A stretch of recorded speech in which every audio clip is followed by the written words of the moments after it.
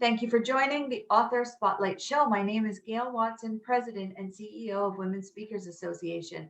As part of running a global community of women in 120 countries, it's my privilege that I get to connect and have conversations with women from all over the world. It's an important time for women to really step up and find their voice, own their voice, and it's even more important to share her message. We love that we get to feature on this show women who have done just that. And on today's show, I would like to introduce you to international best-selling author Carolyn Byrd. Welcome to the show. Hi, Gail. Thank you for having me. Yes. Super excited to have you here. And congratulations. You went number one as co-author in Voices of the 21st Century. That's quite an achievement. Way to go. Thank you.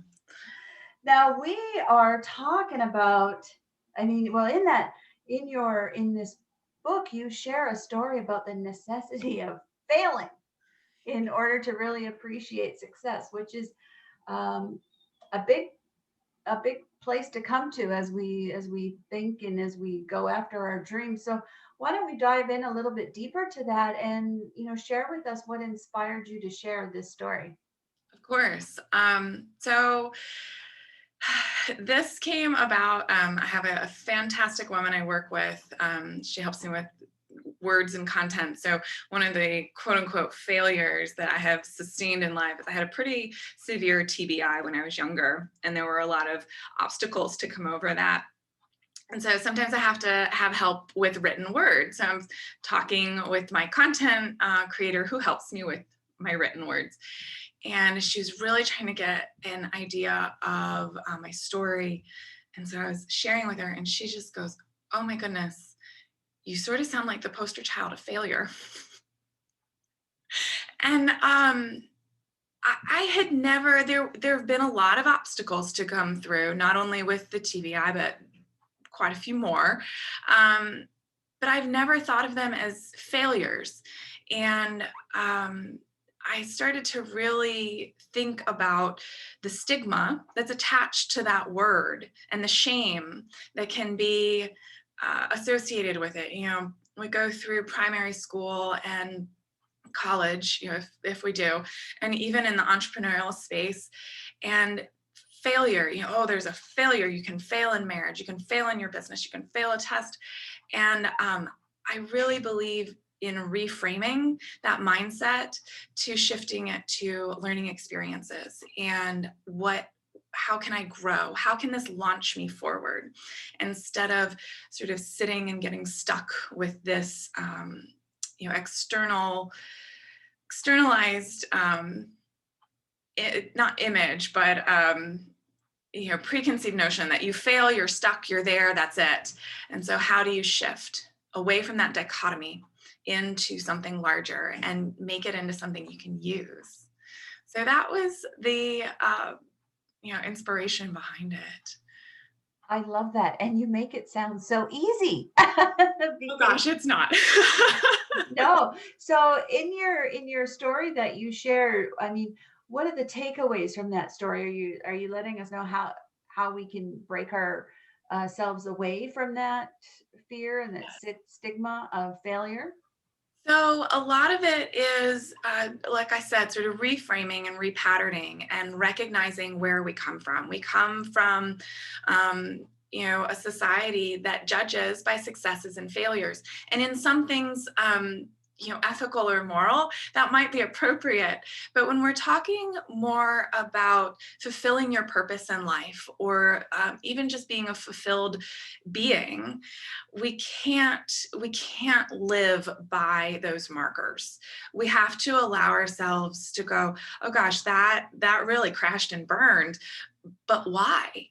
And dive into that, and then be able to sit with maybe some of the uncomfortable things that come up. And in that space of discomfort, that's where the growth comes. That's where the icky bits that will really launch you forward.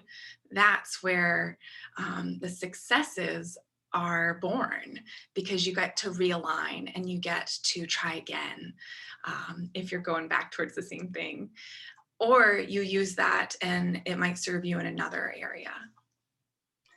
I love that you've taken something so personal and something that could be, you know, felt negative, like you said, to hold you back, but you've really turned it around and brought it to light to give people that opportunity to realize that they don't have to be stuck.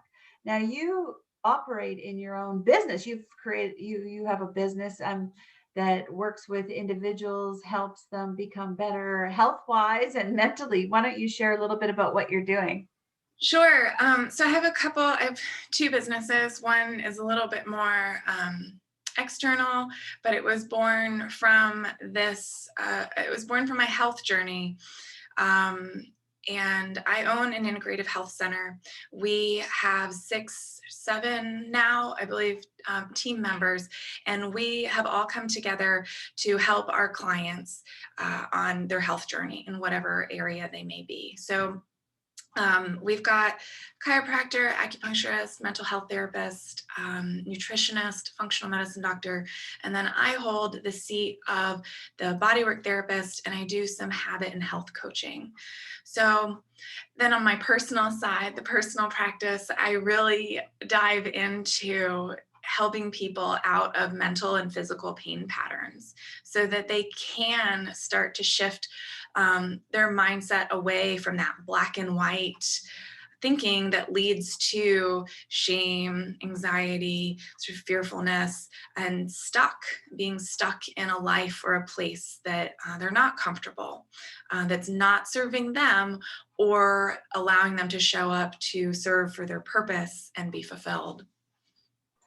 And as because of what you're doing and seeing so many people, we were talking earlier about this past year and how it's brought to light some conditions. What are you seeing in your practice that this past year has brought up? Gosh, um, I mean, failure is a big one. People allow the external circumstances to dictate their internal being. And let me be clear, there's nothing wrong with acknowledging where you are and acknowledging discomfort or acknowledging pain.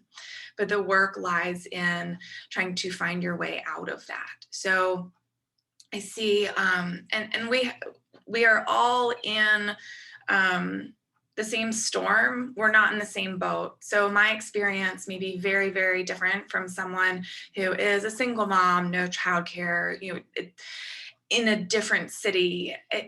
We're vastly different experiences right now. So I just want to recognize that.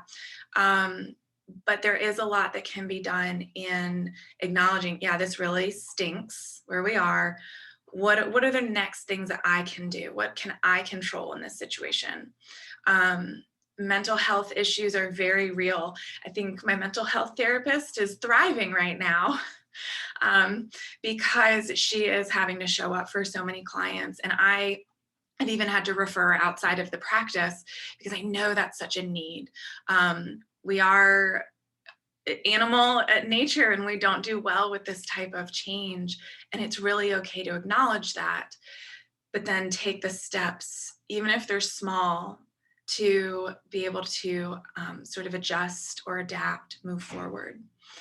And then, people are all over. Some people are adapting really well and they thrive in this. I think it's, different personalities.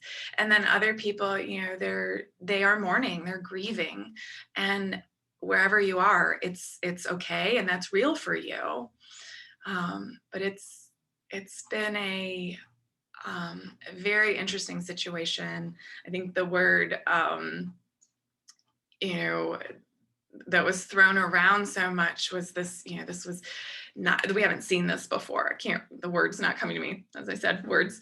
But, a lot of us have not lived through something like this. So it's very scary, and that's real. I love that you bring permission to be okay, no matter where we are. And I love your analogy. We're all in the same storm, but we're in different boats. And and that's the first time I've heard that as a description for this time, and it's perfect. It's absolutely perfect because it's so true. So as I sit and think about this, I'm going, okay, everybody listening right now is going, yeah, Carolyn, I can completely relate to you. Thanks so much for sharing this story. We need to get our hands on your book. Where can we get a copy of this book?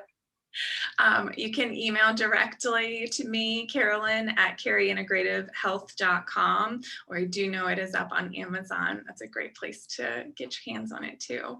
But it was amazing to read all of the other stories in this book. There's so much value in it. It was awesome. Right. So, and if we're watching this, your interview here through social media, can we just direct message you on Yes, Facebook? I'm on Okay. Facebook and Instagram. I'm also on LinkedIn.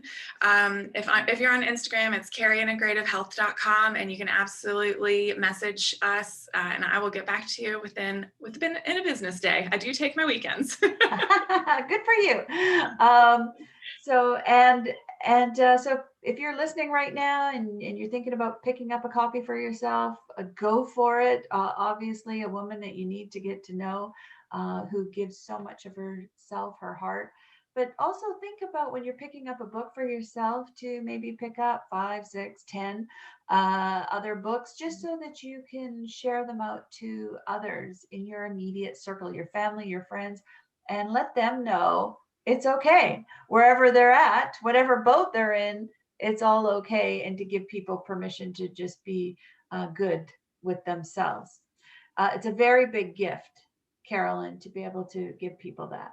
I think that grace is one of the largest things we can offer right now, because we're all in our own little worlds of chaos. And sometimes we can't extend out as much as we could, but to say, hey, I see you, I hear you, and like it's okay to be really messy right now, that grace is so valuable.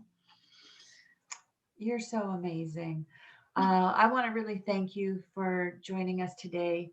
Again, sharing your heart, being vulnerable, sharing your truth and what you've gone through, and just how you have packaged it all up as a gift to give others to, make a difference in their lives. It's remarkable, and I want to really thank you for that.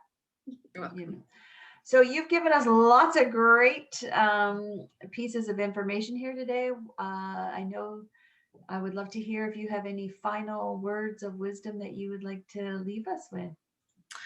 Um, I think twofold that failure is all relative. And often, once you've gotten out of college, it's pretty self imposed. And there can be grief, there can be mourning, there can be things that don't turn out the way we want.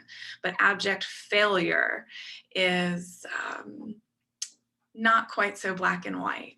And oftentimes, those pieces that fall apart, they come back together in different ways. And they really, if you use them, can move you towards success.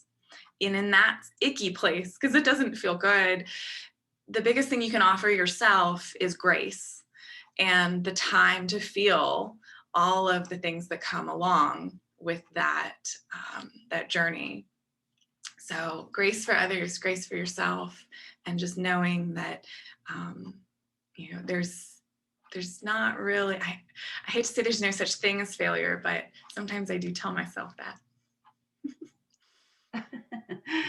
That's beautiful. Thank you again for joining us. And to our listeners, I want to thank you for joining us today. And wherever you are in this world, we wish you a great day.